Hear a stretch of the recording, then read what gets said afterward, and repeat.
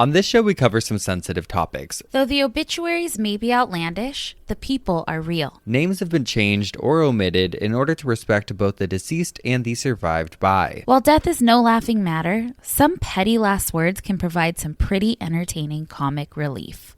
Welcome to Obituary.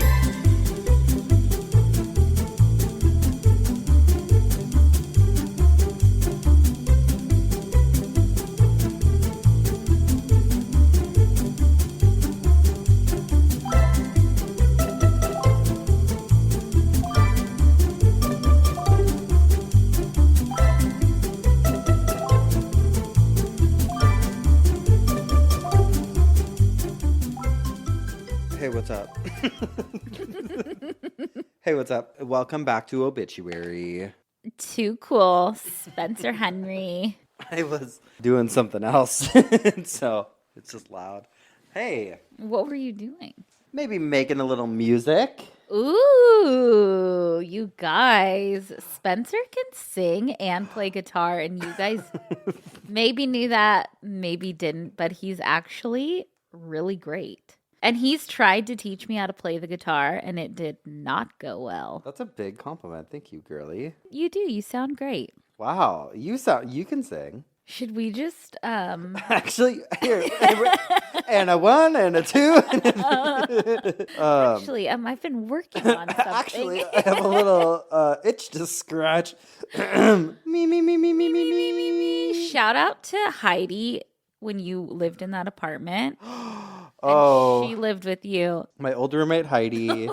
You know, I saw her the other day. You went to something with her. We went and got friendship bracelets and Yes. then went to brunch. She's the best. The best. She is like, just has it together more than anybody I know. For sure. And like, had to put up with being your roommate. I mean, you were a great roommate. You were always traveling anyway, but excuse me. I would like to redemption there. Yeah, but then you'd bring me over. We would sing music in your kitchen Uh-huh. till midnight, and she'd be, asleep by 9. And she was just great. Never complained. Never once complained. It would be like we'd be singing Johnny Cash. Uh-huh. And you'd be strumming on that guitar. Oh. And swinging my hips. yeah. And she just slept through it. Yeah. We lived together for a long time. She was my first roommate down here. And we lived together for about 5 years, I want to say. It was a pretty long time. And then she bought her own place. Yes. And then everything went to hell in that apartment. Yeah, then the apartment actually fell apart and there was rats. I had to leave. She was keeping it together. But you know what? She's a very pivotal part of obituary history because when we first recorded our first episode, we had her listen to it. Yeah. And she was always so supportive. So supportive. She was so believed in everything I did. And same for her. She was fucking awesome. And she still is awesome and I love her. She's the best. She really is. She's such a gem. Well, and we'll see if she's a gem. Heidi, text me if you listen to this. Yeah, Heidi. Yeah, we'll see how supportive you are now. But she is. She came to our first show. She was the first one to pre-order the book. She's just the fucking coolest. Yeah, she's the best. I didn't have anything go on this week, and we were talking about this today. Nothing happened in the best way possible. This was a great week because there was no running around. Yeah. There was no... I went to dinner with a friend one night this week, but other than that, I was home, working, chilling. Yeah. Well, good.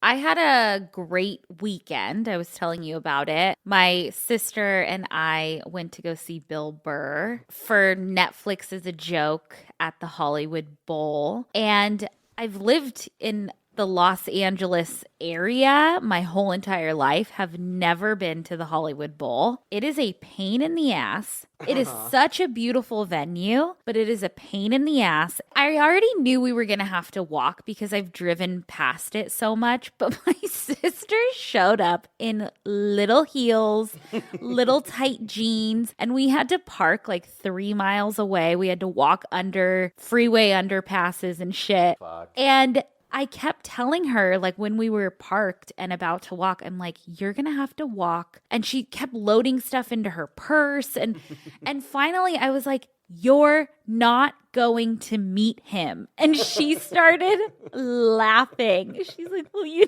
never know. I'm like, you're not. You don't need your makeup bag that weighs 20 pounds. You don't need to wear your high heels. It's not going to be a tour bus, okay? No. I was like, you are not meeting him. I'm so sorry. It was 17,500 people that went to this. Similar size to our shows. Yeah. I was thinking that when we were sitting there because they locked our phones up. It was crazy seeing 17,000 people not have a phone and just have to be engaged. Yeah. Because you don't see that anymore. But I was thinking that and I saw like the little orchestra area and I was like, that's like the size. That's like the size of our show. Hey, and one day, I mean, if we could just get all the Geoffs in one place. Hey, yeah, then we'd really we do could it. Sell it out 5 times over. Yeah. Oh, also, I've been this week, I've had to drop a bunch of shit off at the Goodwill. And then, I've been to the Goodwill a couple times. Well, I don't know if any of you have ever experienced this, but there's like 2 or 3 Goodwills around where we live that I hit like once a month. Okay. A week. Once a week. Yeah. I had great luck. Someone like gave away all of their like ceramic pottery, which was beautiful. So I bought all that. But I was looking through the books and got a bunch of good books. I got a book for Leo I showed you. But the weirdest experience is finding something that you donated. I found a book that I had donated and I knew that it was my book because it was like a book from college. It was like on film or something. It had all these Post-its in it with my handwriting. Oh, and how funny. I know. And there was a part of me that like wanted to buy it because I'm like, okay, maybe I should have this book. But I'm like, no, you donated oh my gosh, it. it's divine intervention. It found its way to me. It's like you left it there 2 weeks ago. What do you mean? No, I remember donating a bunch of stuff like a year ago. Oh, so shit. Nobody fucking wanted it. Well, weird, right? that is weird. It's a weird feeling. Like, you're mine. That book looked at you and said, you know what you did. I And look at know. me. And Now look it's at me. sitting on this shelf. Yeah. Said, good luck with your book. Oh, shit. Which you can pre-order at prh.com/obituary if you're interested. Yes. Please don't donate it. No, please do donate it after you read it, though. Oh, okay. Okay. Honey, I don't care. You could rip it up afterward. Just buy the damn thing, okay? It's true. No, I'm so excited. It's getting so close. Really is. What else? A year ago today, we were in Salt Lake City. Yes. I was laughing at there's videos of us just being idiots in that hotel. I posted one of them, but I have so many videos because we were in Salt Lake City. Do you remember for like 4 days or 5 days or something? Yeah. And I was just laughing. It's you trying to do like a backflip and a few White Claws deep trying to do handstands. And it's us like pranking our friend Chris who came to Utah for the show. Or she was actually with us for that run. We did like 2 weeks. Yeah, we were out for a while. It was so fun. I'm going to Salt Lake City tomorrow, which I'm so excited about. That is going to be fun for Supercross. Mm-hmm. I wanted to go. They were in Nashville in April, but my dad couldn't go. And then last weekend I was up north, my nephew's first birthday party, and my dad was there. And I was like, hey, I want to go to Supercross in Salt Lake City. And I really think you should want to go with me. And so I convinced him, and he's flying out to meet me tomorrow night. And how fun. It's at the same place where Monster Jam was when we went. Oh, yeah. The Rice Eccles Stadium or whatever. It was a nice stadium. Really pretty. And it overlooked a cemetery. And there was like all the like beautiful scenery around. Yeah. It's going to be a good time. But yeah, I'm excited because we hit some good restaurants and stuff while we were there. So I'm excited to take him to... I loved that one that we went to twice that was like in an old apartment or something. Like Cafe Mon... Yes. Something. I have a picture of it. It was so good. It was good. So I want to take him there. But yeah, I'm excited. It should be a good time. I feel like that was kind of it for the week. Oh, no, it wasn't. Madison, you know about this because I showed you it. Oh, God. I showed you the body. There's been a murder at my house. I'm outside today taking my it's like bedding day. So I was taking my bedding outside because I have to go outside to go to the laundry room. I'm walking outside and I see this creature. And it is a big old bug. And at first I just thought it was like one of those big beetles or whatever. So I'm like, oh, whatever. But then I looked at her and her legs were so dangly and limp and just dragging there. And then I see, no, this thing is actually fucking terrifying looking. It's like a size of like my pinky. And I'm like, okay, what is this creature? So I like take a bunch of videos and pictures of it. I look it up and she is a Tarantula hawk. tarantula hawk. Yeah. And you called me and you were like, I have a tarantula hawk in my backyard, which I had no idea what that was. And so I was picturing a hawk because we have had hawks around here. So then I think about hot dog. But no, she was a bug. Oh, and she was bugging. She was flying around so slow, though, and ominously that I was like, this is not okay. And so luckily, we were on like a work call. And then I was like, oh my God, FaceTime me because I see her walking and she's walking around. Here's the thing. They have a very, very severe sting. And it's a large stinger. It's a big old stinger. Not only for me, like I don't want to get stung, but also if that thing bit hot dog's a pound. Like, no, yeah. like, I'm not fucking risking it. No. She needs to die. I know.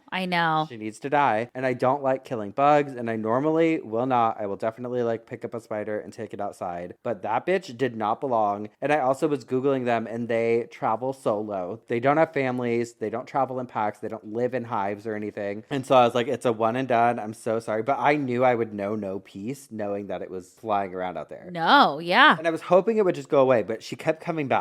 And so I had this like wasp spray under my sink and I was on FaceTime with Madison, like spraying this fucking tarantula hawk. And I had to do it. And I felt guilty while I was doing it. I was like, I hope you go peacefully. Yeah. After the fact, we were just talking about how like it is so hard when you're faced with it one-on-one with such a big creature and you're like, I don't want to harm you, but I have to think about my dog. And yeah, like I don't want you to die, but like you were not supposed to be here. Yeah, you were not supposed to be here. And so I was like telling Madison this story. I was like, maybe she was like, she was at the tail end of her life and she flew into my yard because she was kind of putting a target on her back. Like she was like, I want it almost like death with dignity. Like Don't bring that into this. Like she's like, I'm done living. Like I've lived my life. And I need you to do me this favor. Like, I was like, she's flying by to be like, please take me. And so, because that's what I was trying to tell myself. But then I was like, no, I was like, what if I got another call right now and I answer it and the bug's like, hello. What the fuck are you talking about? I am 1 year old. What do you mean? I was flying here. We were going to break the mold. I was going to meet my lover. You think I was going to come for your dog? I love dogs. I actually... a pet. I own a pet sanctuary. What do you mean? And she's like, fucking good luck with those tarantulas, bitch. Yeah, because they supposedly... Well, you know what they do to tarantulas is they, like, inject their stinger into them and, like, send a poison into them, and then they lay their eggs inside of the tarantula. But honestly, also, if we're gonna go fucking head-to-head, I would rather have there be a tarantula back there. They don't fly. That's fine. Tarantulas are nice. They're, like, docile. Oh my God, they're scary though. You were telling me, you're like, what if a little police car shows up? Yeah. I was like, I get home. What if I get home? Because I was like walking hot dog. What if I get to my house and there's like a little mini police car outside, like a Hot Wheels size? And it's like, with a hawk in it. There's like a mini Corners van. Like a little chalk outline of her body. Well, maybe they do. We got to look that up if they hold. No, because they're solo. They're flying solo. So Spencer has tarantulas all over his backyard, and now we don't know what to do. Let's just send them over to your house. So they can die like everything. Oh, God. Okay. Oh my gosh. Okay. Speaking of like a phone call, okay, this will make sense. Speaking of phones. This will make sense. And it almost reminded me of Serial Mom a little bit. Fuck. You'll understand. Okay. I was cracking up at this, not because of this person's illness, but because this person was a fucking menace, okay? Thank you for clarifying. The email, and I'm not allowed to read who the person is who sent it because they don't want to lose their job. So we'll keep them anonymous. Hi, queens of the Geoffs. I love you too and cackle when I listen to you, and I just started listening a couple months ago, so I can still binge episodes all day. I'm scared for the day I'm all caught up and I have to find something else to binge all day. It'll be cult leader. So I was just listening to the episode about people faking their deaths, and it triggered a wild memory for me. I'm a registered psychiatric nurse, and a majority of my career has been working on inpatient psychiatry, so I have seen some crazy shit, sad shit, hilarious shit, and then some. A few years ago, we had a patient. I'll call him Joe. Joe was in the hospital for depression and suicidal ideations. He was also incredibly rude to nurses and was warned by his psychiatrist and the manager that his verbal abuse would get him discharged. Well, he was discharged. I think it was because he was no longer suicidal, not because of verbal abuse towards staff. Well, about a week later, our manager received a call from his uncle letting her know that Joe had suicided, and he had left a note naming specific nurses that treated him so poorly he blamed them for his death. This is a terrible tragedy, but not the first of the last time we have experienced a death. Whenever a death of some sort happens, a legal team comes in to review all the paperwork to ensure staff is covered if there is any legal action taken by the family. While reviewing, the legal team noted that this story sounded very familiar and soon realized this exact thing had happened before multiple times. Turns out the uncle was actually Joe. What? He was alive and fine, relatively speaking, and to put a cherry on the cake, he started phoning the unit to talk to staff a few weeks after this. We aren't allowed to talk to him, but it was oh so tempting to say, wait, I thought you were dead. And that's what reminded me of Serial Mom, like, Pussy Willow. Yes. Okay, if you guys have not seen Serial Mom, it's such an iconic John Waters film. It's so good. Best prank call it in any movie or television show. Yes. Ever. Okay, that's my story. I know people are sick, but this is unlike anything I have ever experienced. Also, I had a patient who was struggling with the idea of her aging father and the likelihood of him passing soon. She really struggled with thinking about death. All I wanted to do was tell her to listen to you two, but I wasn't sure if that was the most professional way to support her. You two have made death such an interesting, peaceful, and okay topic, and it's so amazing. Sending you guys big love. And again, I can't say their name. Love you. Thank you for sharing that story. You. And your nice words. Very nice words. You know, when I was in the mental hospital, we would have killed to have obituary. Yeah. They had a communal phone that everybody could use. Ours did too. That was wild because I remember my brother called to try to get a hold of me, and you'd say, is Madison there? And one guy was like, is this Joe? And my brother's like, no, I'm looking for my sister. And he's like, oh, she's not here. He was going through it. Oh God. I wasn't allowed to use, I tried to use the phone once I told my friends, there's an emergency exit. Come pull up there. Oh, I'm going to fucking run out.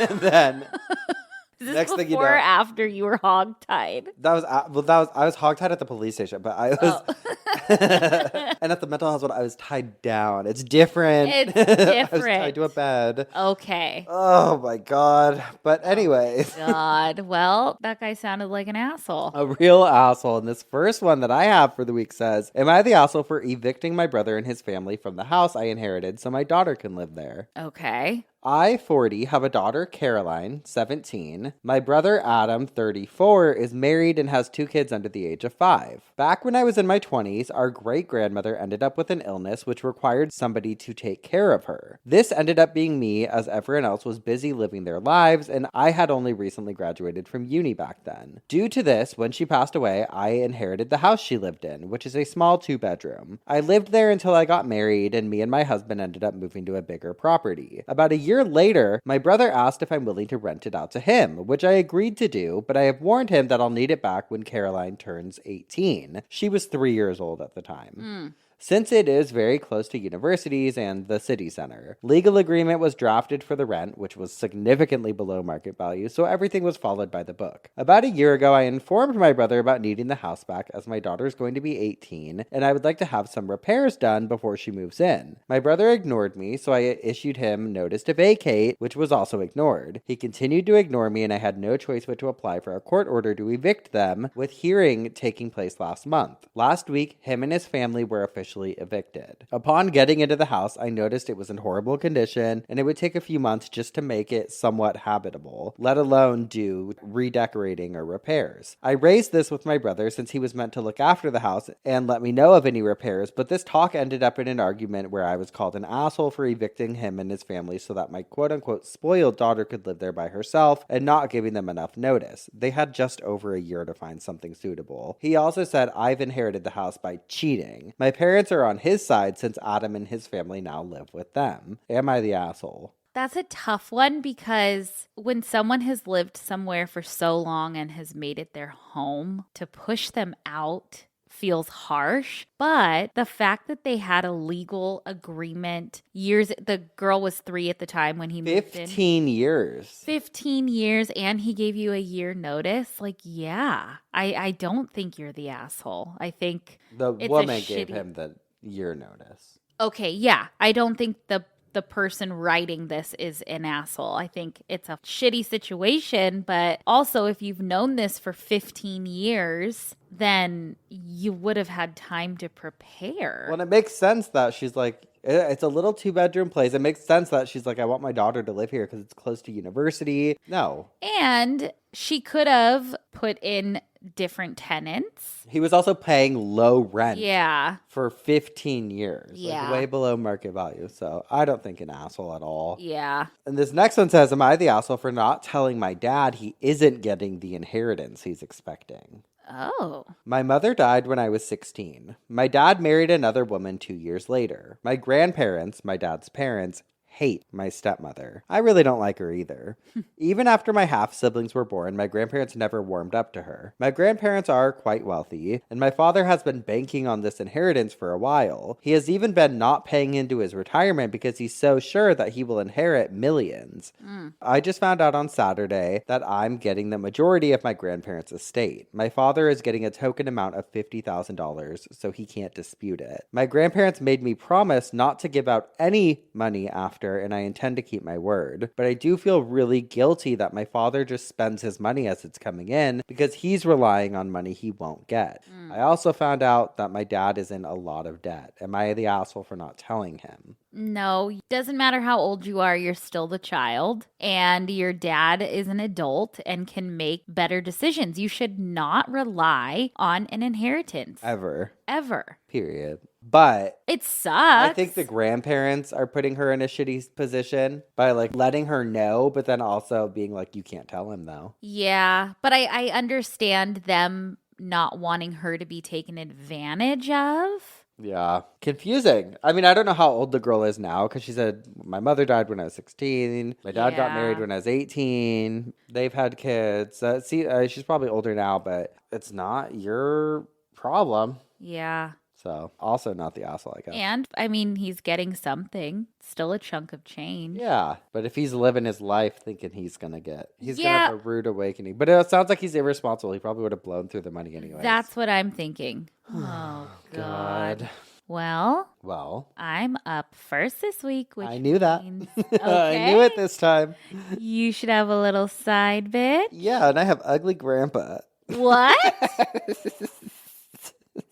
Let me see. Oh, it really says ugly grandpa. This is from the Salt Lake Tribune from May 8th, 2004. And it says, our beloved husband, father, grandfather, and brother, Ivan Verdon Johnson, ugly grandpa, 69, returned to his heavenly Father on May 5th, 2004. He was born on August 18th, 1934 to LeVar Bish Johnson and Bertha Byerline Johnson in Elsinore, Utah. He came at the age of 17 to work at the International Smelter. Shortly thereafter, he married his sweetheart Shirley Faye Steenson in Ely, Nevada. Their marriage was later solemnized in the Salt Lake Temple. She preceded him in death in January of 1997, and he worked at the Smelter National Lead, Anaconda Carfork, Getty Mining, and retired from Alliant Tech. He married Hazel Ray Crane on April 25th of 1998 and left the valley to reside in Bluffdale, Utah, where he made many new friends. He was a member of the Church of Jesus Christ of Latter-day Saints and enjoyed the outdoors, hunting, fishing, studying nature, and observing God's creations. A favorite hobby of his was making jewelry from sterling silver and gemstones. He was very good at drawing and was a jack of all trades. There was a constant need from his children to fix this and fix that, which he always did after a lot of grumbling. Thank you. And then it says he survived by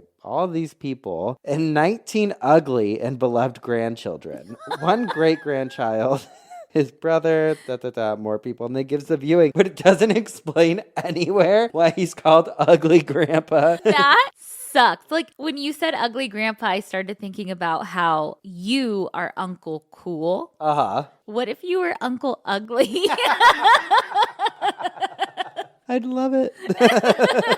I would love it. But it says, yeah, ugly. And I'm sure it was like probably because it says ugly grandchildren. It was probably like, so sweet like and endearing. Yeah. Them. But honestly, you know what? Obituaries are for the living and it's for them. So I love it. I'm sure they loved it. Yes. All right. Well, we're going to take a quick ugly break. When we come back, we will find out what had you spinning in your coffin this week. All righty. We'll be right back. And we're back. All right, Swirly, what had you spinning in your coffin this week?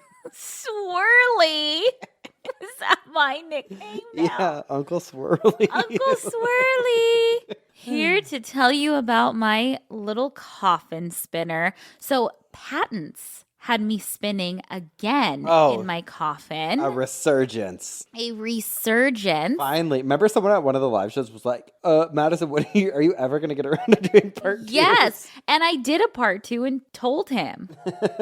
I was all over the USPTO website this week, and I found some crazy patents that would just make you Geoffs so proud. I actually think that I like these patents even more than the part 1 patents that I did. Ooh. I did those a while back, so go listen if you haven't, but let's get into it. First up, we have casket for selectively viewing the deceased. This patent was filed October 10th, 2023. Ooh, a recent. I know, by Rangel Fernandez and Andrea Fernandez. And this one's actually pretty cool. So I'm going to just show you a picture of it, and I'll post all these. It's a casket that has some sort of dome lid on top of it, and that little dome is made up of a transparent material that can change between transparent, so completely see-through, and then also become opaque, so you can't see through it. So in the patent, they basically say that there are customary ceremonies held to honor a deceased person, and sometimes those are multiple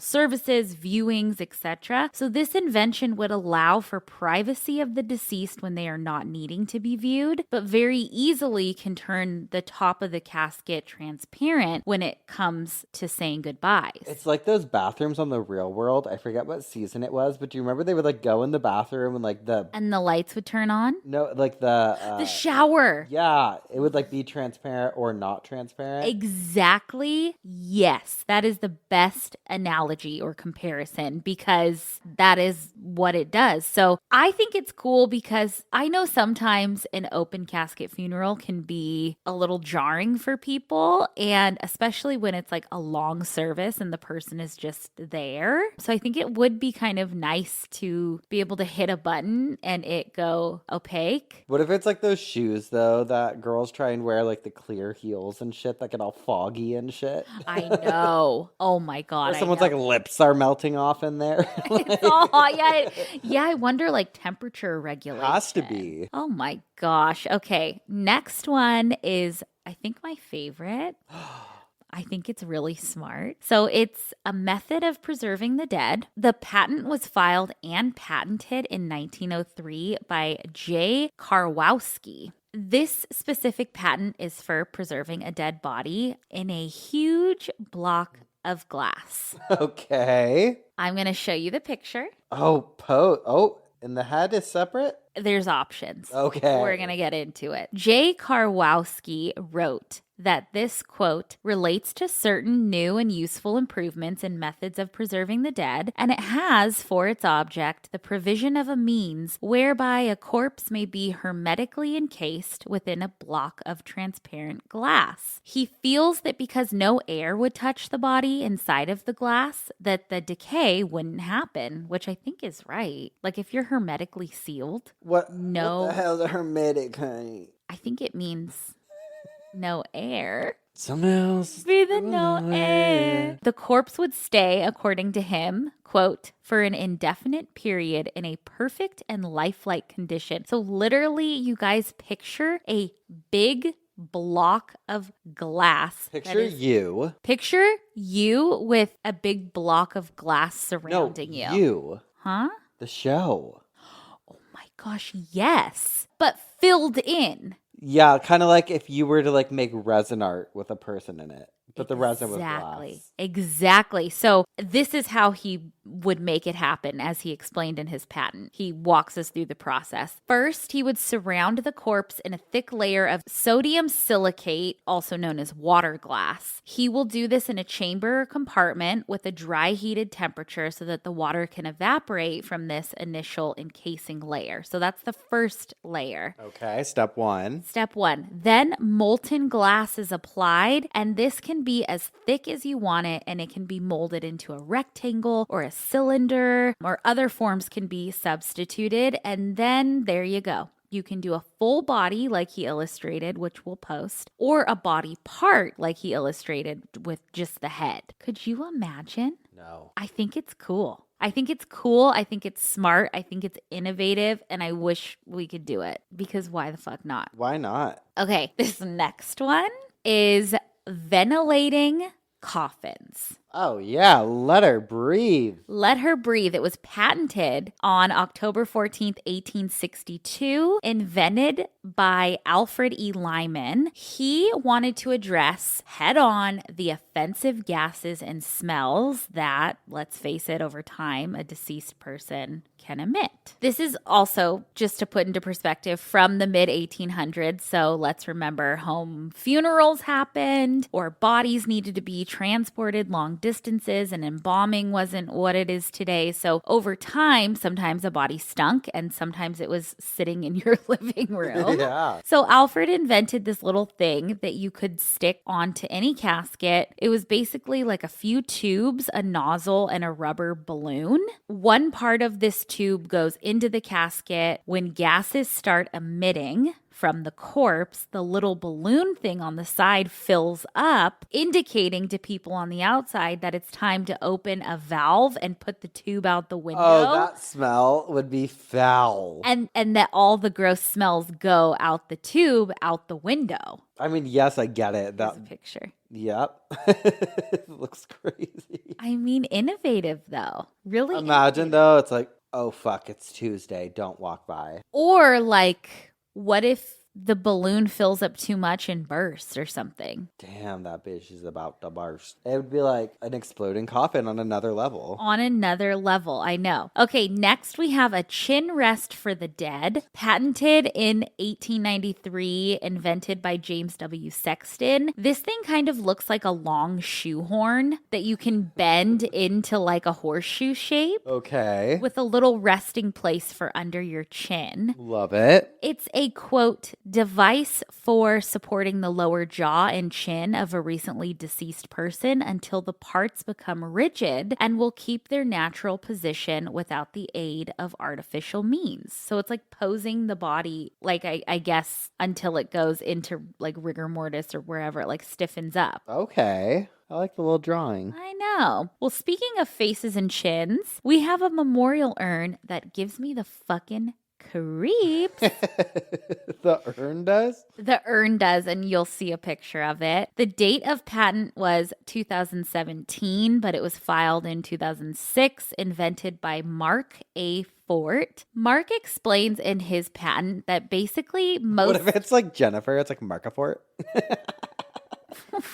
What? Oh. No, there's a period. It's like, actually, it's Markafort. No, there's a period, I promise. He does not like that basically most ash-retaining urns are simple. And they're mostly just jars that sit on a mantle. I know. He explains that now that we have 3D printing and more of an ability than ever to, quote, fashion articles in general, containers have been greatly enhanced. So he's thinking 3D printing facial features of the departed. So Hate it. I know. Long story short, it's an urn, but it kind of looks like a life mask of your loved one. Okay. With their ashes placed inside. Because I want Grandpa Ugly on my fucking mantle. Could you imagine No. like a sweet sculpture of your grandma's head? No, don't want it on my mantle. Here's the patent picture. Oh, come on. Is that not terrifying?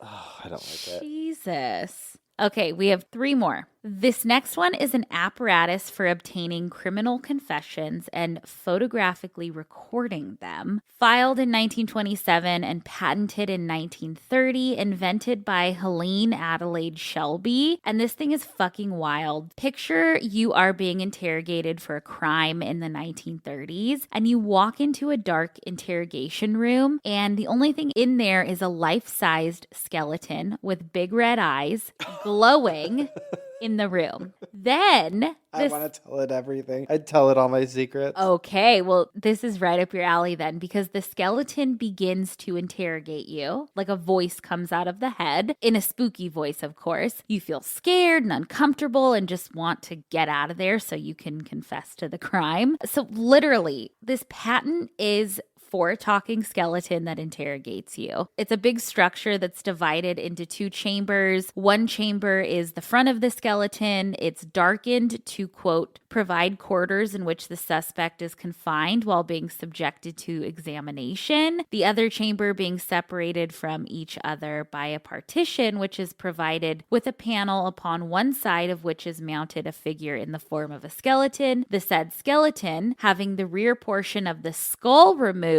and the recording apparatus inserted therein as it shows. So the skull of the skeleton has a recording device in it to record your confession. That's what it looks like. Stupid Wizard of Oz. It very Wizard of Oz. Okay. This next one is an improvement in receptacles for dead bodies, patented in 1863, invented by Dr. Thomas Holmes. This is basically a body bag, probably one of the first ever patented ones. So I thought it was really interesting. It is elastic and deodorizing, and it has a, quote, funnel-shaped top, handles at the sides, a grooved block, and a tube for deodorizing purposes. And look at it. It looks like a gift bag. It does. Like a little candy bag from Yeah, I love it. Last but not least, we have the Easy Inter burial coffin from 2009, invented by a man named Donald Scruggs.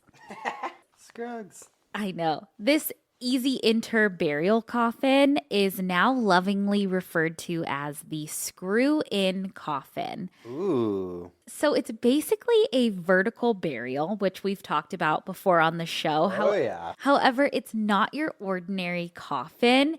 It looks like a big white screw that gets screwed into the ground with you inside of it. Oh my God, a final ride. So cool. Here is a picture of it. I want to leave you with a little documentary that PBS did on this man, Donald Scruggs, and I'll let him explain his invention. My name is Don Scruggs. My invention was the Easy Inter burial container, which is now generically referred to as the screw-in coffin. Well, I was with some friends having a couple of drinks, and one of them mentioned he had to go talk to some people about an automatic grave digger, which meant a huge amount of dirt removal.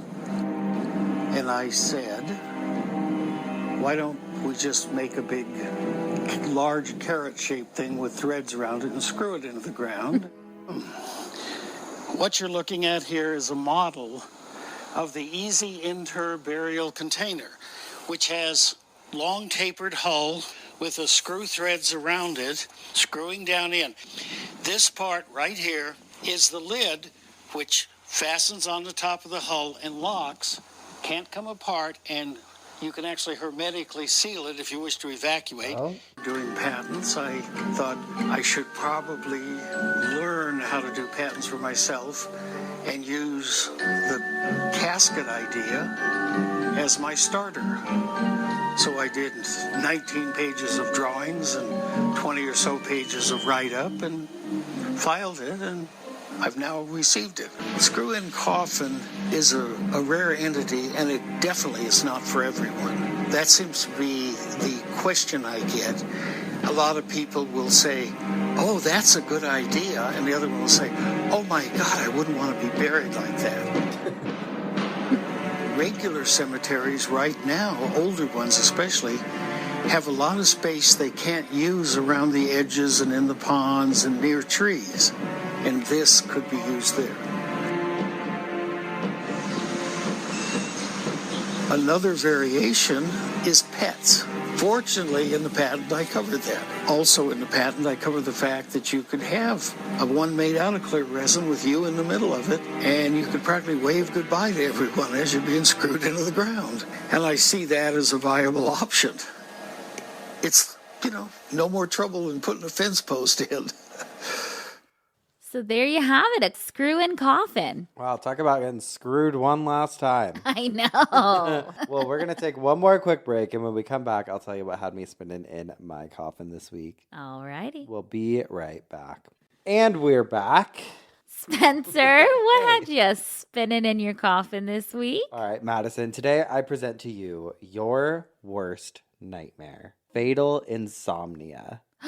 Imagine never getting a restful night's sleep or nap again. Oh, no, I can't do it. So in all actuality, this is a rare genetic degenerative brain disorder. Just for clarification purposes, the word degenerative, because I see it all the time when we're talking about like medical stuff, especially in relation to death, it basically just means like irreversible deterioration and loss of function in the organs or tissues. But fatal familial insomnia, which is the full name, is often referred to as the abbreviated FFI. And it's a rare genetic condition that causes progressively worsening insomnia and inability to sleep. The insomnia worsens to the point that it severely impacts daily functioning, eventually causing somebody to go into a coma and then die. So, like, no sleep. No sleep. Ooh. I feel like most of us have heard that comparison that like driving while you're tired and fatigued is similar to driving while you're intoxicated. In driving school, they made us like watch A video? videos about that. Well, according to salmondam.com, many experts have found that driving while fatigued can be just as risky as driving while intoxicated, and drowsy drivers include those suffering from actual sleep deprivation and others that are simply overtired. Either condition can contribute to slower reaction times in motor vehicle accidents. Have you ever been so tired and had to like pull over? Have you? I remember one time distinctly, I was in college, probably pulled an all-nighter the night before, and then had to go see Twilight, and then was driving home and was like, I need to pull over. Like, I don't know if I'm going to make it home. What'd you do? Just took a rest? No, I made it home. Oh, fuck. Okay. Well, don't do that. I know. Now, my biggest fear, webmd.com, says if you have trouble sleeping, it's highly unlikely that you have FFI. And we'll get more into the specifics, but there is also a non-genetic version of this disease called sporadic fatal insomnia, but experts have no idea what causes it. And actually, FFI wasn't even identified until 1986. So it's more of like a recent identification. They would have probably called you a witch before that. Yeah, before the 80s. Yeah. FFI isn't actually a sleep disorder, even though it contains the word insomnia. It's a prion disease, which means it's caused by a malfunction of proteins in the brain. And some prion diseases are genetic, like FFI, while others are caused by infections. A mutation to the PRPN gene causes the prion malfunction in people with FFI, and most of the time this mutation is passed down from a parent. However, in rare cases, the gene spontaneously mutates. This mutation occurs in the egg or sperm that forms the baby. As far as symptoms go, again, according to WebMD, the most common experience is obviously insomnia or difficulty sleeping, and it can come with confusion and trouble focusing, and then the insomnia typically worsens over time, and other symptoms may start to appear, including high blood pressure, rapid heartbeat, unintentional weight loss, difficulty managing body temperature, excessive sweating, also known as hyperhidrosis, double vision, and vivid dreams when sleep does occur. As the disease progresses further, other fatal familial insomnia symptoms include ataxia, which is difficulty controlling movements, hallucinations, delirium, and dysphagia, which is difficulty swallowing. Most people with FFI die within 6 months to 36 months of the onset of symptoms from heart problems or infections caused by the underlying condition. It feels like a torture. Totally. It truly, truly is. As far as how it's treated, there's currently no cure, and it's also so rare there's no standard protocol for how to manage the symptoms. Treatments include taking vitamins and supplements, eating a balanced diet, stopping or changing medications that make symptoms worse, using sedatives, antipsychotics, or melatonin to help with sleeping, and seeing a therapist. But honestly, nothing really helps. It says to prevent future cases, your doctor might recommend genetic testing for your entire family because it comes on in middle age. Without genetic testing, your family members could pass it on before they know they have it. Scary. And I read an article on CNN from 2017 that interviewed real people about their experiences with FFI, and it was equal parts fascinating and heartbreaking, as you can imagine. The article starts with, quote, "Look, I'm so sorry to do this to you on your birthday." Haley Webb, a television reporter in Australia, recalled her mom saying in 2012, "I have 6 months to live." A month later, her mother, Narelle, was calling her by the wrong name, hallucinating, and falling over. She could hear the cries of a baby she lost when he was 6 months old. Oh my God. Initially, we would try and reason with her, but we ended up playing into her reality to make it easier for her, said Haley's brother, Lachlan, a co-founder of an urban development startup. But perhaps most strikingly, their mother couldn't fall into deep sleep. You're in this gray area, in this limbo land between being awake and being asleep. You get into a perpetual stage of a dream. She died in July of 2012 at 61 years old. Oh. The same thing happened to their grandmother, and they learned it could be passed down to them. Oh, wow. And so they went into another story saying Sonia Valub was in her second year at Harvard Law School in 2010 when her mother got sick. Just months before, her mother had been healthy and vibrant, planning her wedding to Eric Minicle. It was a small Indian wedding, by which I mean 300 people, Minicle said. And Valub's mother began having trouble with her eyesight, and her strange symptoms progressed to the point where she couldn't recognize her daughter. Her muscles would jerk and spasm, and she spoke in tongues. She was fitful and couldn't really tell you if she'd been awake or asleep, Valub said. By fall of 2010, she was on life support, with needles, tubes, and wires coming out of her. She looked like she was being tortured. How could we ask this person to keep going? Her mother died in December of 2010 at the age of 52. Shortly thereafter, Valub's father, a doctor, pulled her aside during a visit home. "I need to talk to you about something. It's about Mom," he said. "We got her autopsy report. Her disease was genetic." In 1986, this disease was given a name, fatal familial insomnia, or FFI. Much of what doctors first learned about the disease comes from a family in Venice, Italy, who had suffered for over 200 years. Oh, wow. You'd have 14 kids in a generation, and 6 or 7 of them would die from the disease, said D.T. Max, a writer from The New Yorker and author of the book The Family That Couldn't Sleep. The family, who preferred not to use their surnames, had kept the disease a family secret for generations, Max said. Doctors listed their causes of death as nervous exhaustion and even schizophrenia in some cases. It's been a disaster, a brutal suffering, said Lucia, 63, a member of the Italian family. She has lost many relatives to the disease, including her father, brother, and sister. But when another family member, Silvano, started showing signs of the disease, he began sweating profusely with pinpoint pupils. He decided it was time for his family to stop suffering in silence. It was 1984 and he was 53 years old. Silvano went to the University of Bologna. Help me! It's so sad, but how do you say it? Bologna. Wait. Bologna. Wait, yeah, it's Bologna. Okay, not Bologna, I'm so sorry. Silvano went to the University of Bologna, where researchers filmed his final months. In some of the videos, his eyes are half open, staring into space.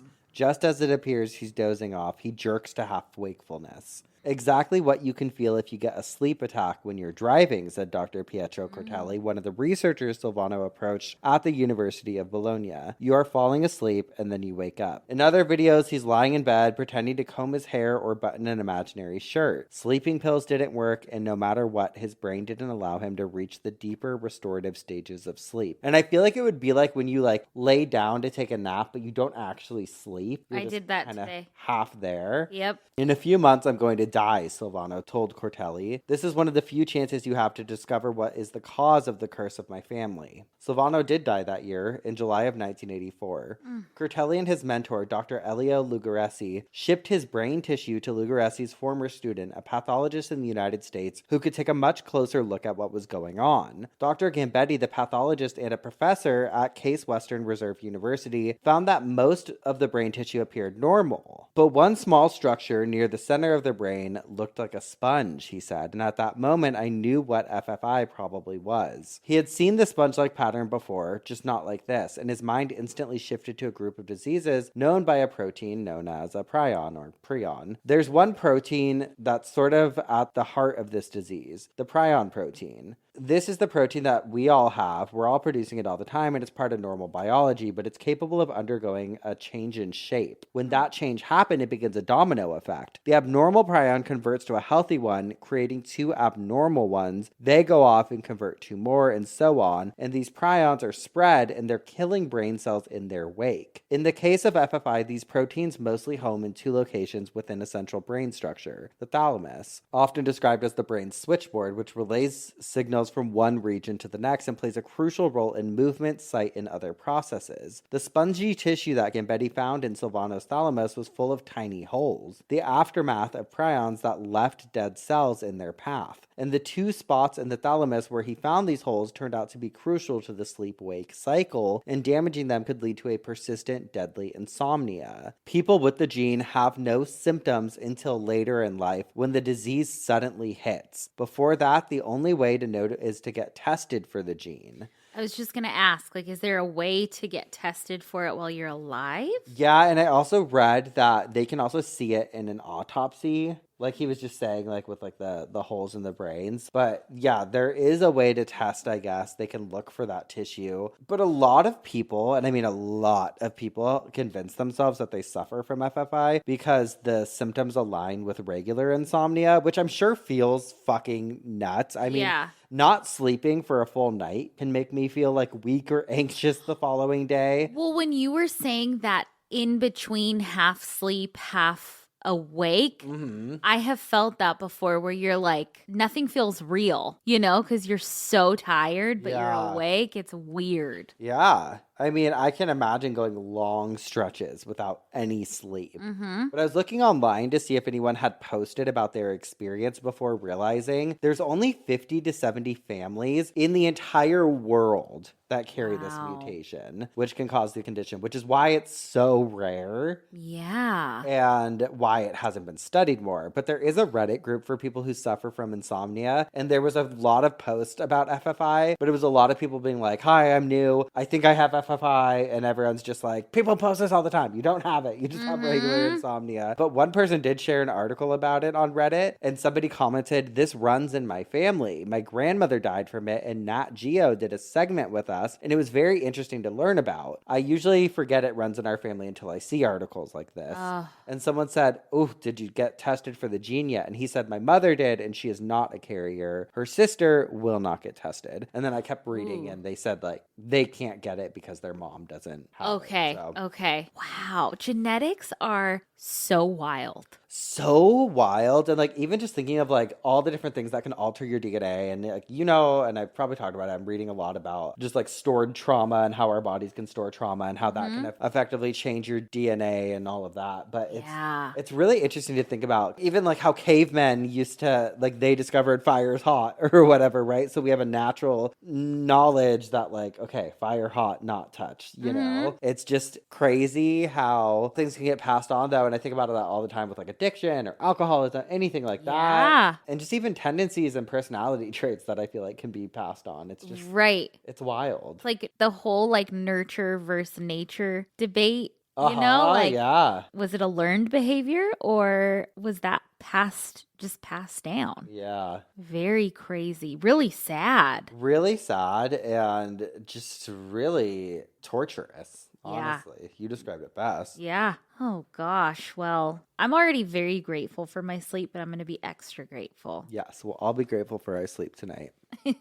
Oh, my gosh. Okay. Well, should we talk about some people that went to sleep forever? Let's do it. They rested in peace. I have one that was sent in to us. It says, hello, Spencer and Madison. I recently came across this obituary and thought it might be a great addition to your show. Love listening to you, Christina. Okay, so this is for Rita, and she looks like such a sweet woman. Rita, at the uncommonly spirited and cognitively sharp age of 104, passed from this life of natural causes on Thursday, April 30th, 2024. Very recent. With her devoted son at her side, petting her forehead and holding her hand. She was preceded in death by her loving husband, parents, and her sister. She is survived by her son and her grandchildren. She was blessed with her great-grandchildren. She is also survived by her beloved niece. She was born on August 15th, 1919 in Morgan City, Louisiana, the youngest daughter of a kind congenial Cajun baker friends called Nat. Her mother's hobbies included writing and cartooning. The family moved to New Orleans, where they set up a bakery on Green Street, where Nat was one of the first bakeries in town to deliver fresh French bread and donuts to restaurants and grocery stores in the uptown area. Rita and her sister Ruth grew up and married their sweethearts, but they were always very close. Pearl Harbor changed everything. Carl joined the Army and Signal Corps, and Rita learned and then taught radar, the then new top secret strategic tool for the government. Their son was born the day Carl shipped out to fight the Nazis in Europe. After World War II, they built a home and Carl worked as a movie theater manager with Rita's assistance and concessions. She'd break out in song and dance sometimes behind the candy counter, singing, "There's no business like show business." They ran the New Orleans Pit Theater, Tiger, and many others very successfully. After Hurricane Betsy, Carl died of cancer. She managed the theater until she decided to take a state civil service exam, coming out tops in all Louisiana. She handled all the billing, coding, and bookkeeping for LSU Medical School's neurosurgery department for 25 years, retiring at 80. She was still friends with the many brain surgeons and coworkers till she passed. Athletic all her life, she walked over a dozen Crescent City Classics, lying about her age as being younger and getting trophies for winning anyway. She walked 8 blocks a day in her Mandyville neighborhood up until a few weeks before her passing. Her legacy and influence will never die since she's touched so many lives. She saw the Spanish flu, the Great Depression, World War II, hurricanes, the births and deaths of loved ones, and she's touched countless hearts. She never met a stranger. In memory of Rita, she would want you to give your loved ones a hug and a kiss and be kind to everyone you encounter and try to make them laugh. Plant a tree or a nice night-blooming jasmine bush at your place. She loved the sweet fragrance. A celebration of her extraordinary life will be held at a later date. I love her. So sweet. Such a sweetie. I just think it's incredible when you think about someone living that long, how much she experienced. Oh my God. Especially like if you were born, like I feel like the biggest change would have been if you were born 100 years ago and then now with all the technology and everything that's been introduced. Oh, I know. Crazy. A few pandemics, hurricanes, God. wars. Really seen it all. Really seen it all. Okay, how about you? Okay, I have another one that I love that was sent in as well. And it says, "Good morning, Madison and Spencer. I came across this obit and thought it was a cute self-written obituary from a local woman who lived a very fulfilled life. One we can all hope to emulate. Love this podcast. Hope you find this worthy of reading on air. No need to read this email out, but if you do, you can use my name, Sarah, with a smiley face."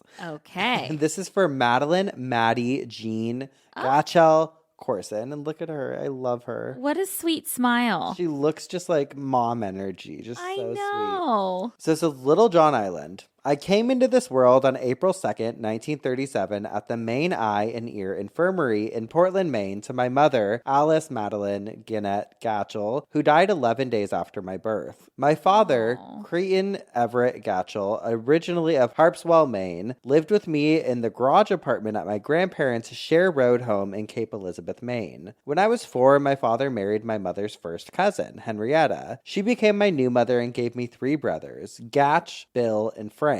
My brothers later married and gave me sisters. Jumping back to when I was young, I went to Mrs. York's kiddie camp in Cape Elizabeth for several summers before I started first grade at Waynflete School, where I met my future husband, John Alden Corson J. When we married, I gained a brother, David, and his future wife. At Waynflete, I was mischievous all the way through 8th grade. After school, I would take the other Girl Scouts into the prohibited kitchen for snacks. It was all fun and exciting because it wasn't allowed. For 9th grade, I was sent to Wellesley, Massachusetts, to attend Dana Hall School. When I entered the new dorm, I noticed the door had my middle name, Jean, rather than Maddie. That was the point when I decided I could reinvent myself as Jean, with no one having a preconceived idea that I was going to cause trouble. Cool. I lived the next 4 years as a new girl named Jean.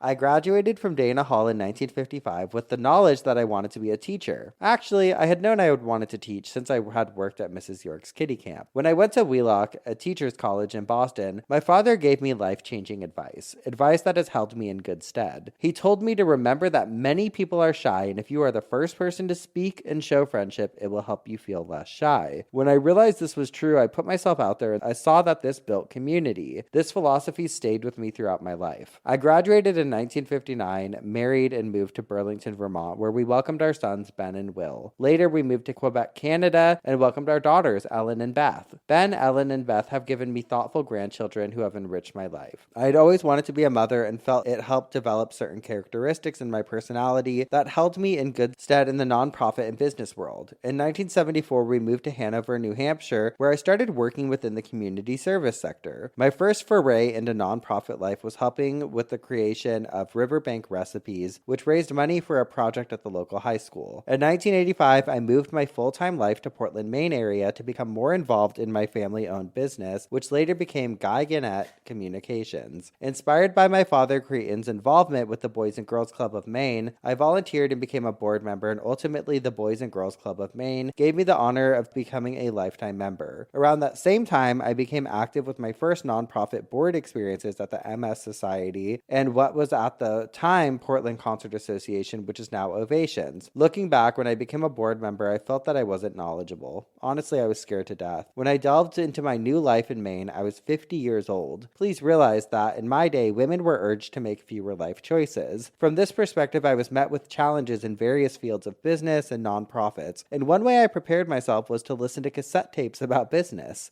I learned that many of the same concepts were repeated. With all the new learning experiences, I was was creating what I call my resume of life. Being born into the family-owned business propelled me into my future. I was not afraid to learn about new ideas and issues. At the time, AIDS was very controversial and nobody wanted to talk about it. I was asked by my Aunt Jean to help plan a massive fundraiser for AIDS with Franny Peabody. Inspired by this work, I never stopped being involved with nonprofit organizations and enjoy connecting people with projects. I helped the young people, as I call them, take steps into various nonprofit sectors. I was mentored by Beth Ann Holmes and learned more about the importance of encouraging people. Looking back on my life, I have enjoyed being involved with startups and turnarounds, hoping to be a positive agent to set the tone for cultural change. When I took on new projects in unfamiliar fields, I would say to myself, one foot in front of the other. As I would take that step, I would hope to build my confidence. Remember, each step expands your experience. I've been involved with and honored so many organizations, it has all been a team effort. I'm still fundraising and making connections, and I don't plan on stopping yet. Until right now, when of course I must be dead. I hope you are smiling because it has been great, my wonderful life with all of you. As I enter the final phase of this journey of life, I am in awe and wonder about what is to come. If I was going into a great regret mode, I would be very sorry not to watch you go through your lives, and I hope somehow I'll see you from somewhere as my spirit flies around and rests on my loved ones. Please know I'm cheering you on. I pray for that, to still be involved as I love to be an active Grammy and Maddie. There will be no funeral because I'm on my last flight to recompose in Seattle for a natural organic reduction composting. My final connecting endeavor to encourage a greener earth for my grandchildren and all of you. I hope you will gather in individual groups with love and fun in your hearts, reminiscing on your time with me. And then she lists the arrangements and says, in lieu of flowers, please always find ways to carry on the missions you are passionate about and give donations to the charity of your choice. Wow, what a beautiful lady. She really stuck by, like, I feel like she was a through and through, did it to the end. Even with her burial, she's like, Yep. She walked the walk. She walked the fucking walk, and that's why we love her. Love those two. Love those ladies. You know what else I love? Some dumbasses. I sure do. Especially this one. All right, we have spun in our coffins. We have bitched our obituary. That means it's time for some dumb ass criminal. Ooh. Who you got? I wish we had a harmonica or something. Oh, I found mine it's in my laundry room. Oh, I should bring mine over and we'll jam. Yeah, a Blues Brothers session. Okay, so before I get into our dumb criminal, I stumbled upon some smart criminals. I have to talk about one thing because this blew my mind. On Yahoo News, there was this Sorry. There was this article called 10 Things That Were Invented in Prison. And I have seen articles like that before, and the inventions, yes, are very, very creative. But one that stuck out to me was the mass-produced toothbrush that we know of today was actually invented by a prisoner. No way. Yeah, it says there are many theories about the invention of toothbrush, but most popular is of Chinese inventors. It's wrong information. In reality, a prisoner named William Addis invented it using a meat bone and bristles that he bought from the guard, and he made a toothbrush. And shit. Isn't that crazy? Yes. Okay, there's also a soap gun. Oh, the genre of a novel was invented in prison. Fake guns. Oh, bed sheets and towel ropes. Some pretty cool stuff. Cool. But I do have a dumb criminal. This is from the Fresno Bee. A woman has been arrested on violating a protective order in Connecticut after her estranged husband alleged that she had tampered with his personal property in a very disgusting way. Leslie Lang, a resident of Milford, turned herself into the police on Thursday. According to police, Lang had an active warrant out for her arrest because her husband said she had violated the terms of a protective order he had obtained in court from a previous domestic violence arrest. Lang's husband told police that she had been retrieving items in his home when she tampered with his property. Specifically, Lang allegedly smeared feces on the man's toothbrush. Gross bitch. Gross bitch. They DNA tested the poopy toothbrush and it came back to Lang. She was arrested and released on $1,000 bond. She's scheduled to appear in court on Friday. And if convicted, she could face between 1 and 5 years in prison or a fine up to $5,000. Give her $5. That was from 2017. So we'll need to do an update on 5 her. years. Can you believe that? Throw the book at her. No, gross. Disgusting. And she could have given him sepsis. I know. My dumbass criminal, I decided to stay in the sleepy realm. Okay. And we have a guy who